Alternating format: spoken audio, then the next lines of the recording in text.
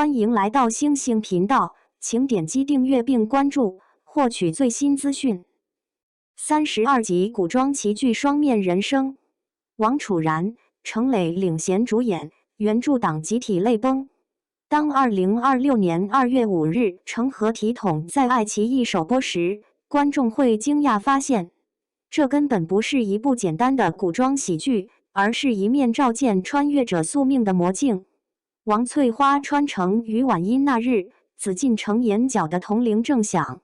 他撞见夏侯旦在御书房练写简体字，墨迹未干处张三二字如刀割破时空褶皱。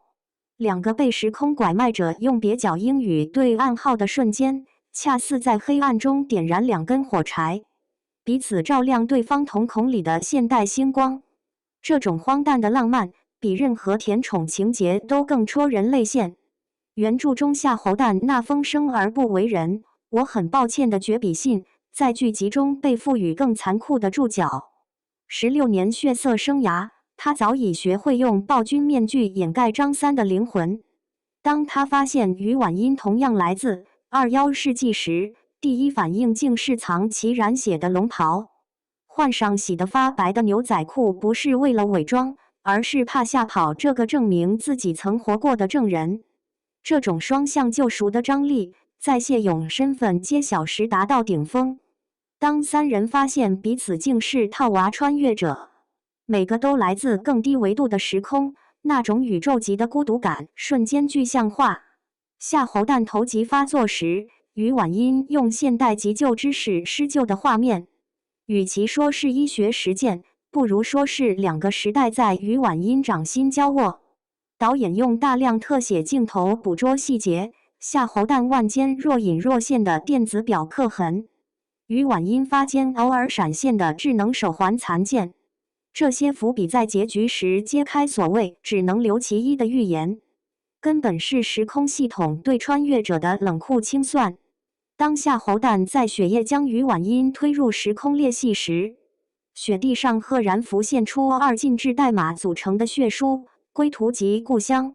这种对穿越本质的哲思，让成何体统超越了普通网剧。它像一把锋利的匕首，剖开所有穿越幻想的外衣，露出最残酷的真相：没有金手指，没有开挂人生，有的只是两个被时代洪流裹挟的异乡人，在血与火的淬炼中互相成为彼此的故乡。当片尾曲响起时，观众会突然惊觉那些让人捧腹的喜剧桥段，不过是包裹悲剧内核的糖衣。而夏侯旦最后那句“你就是我的故乡”，早已超越了爱情范畴，成为对所有穿越者的终极叩问。当故乡成为永远回不去的彼岸，我们该如何在意识活出人的形状？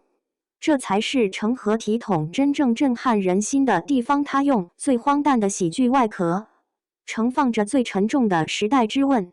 当2026年的月光洒在紫禁城琉璃瓦上时，我们终于读懂了穿越的真正代价，不是获得新生，而是学会在失去中重新定义生命的意义。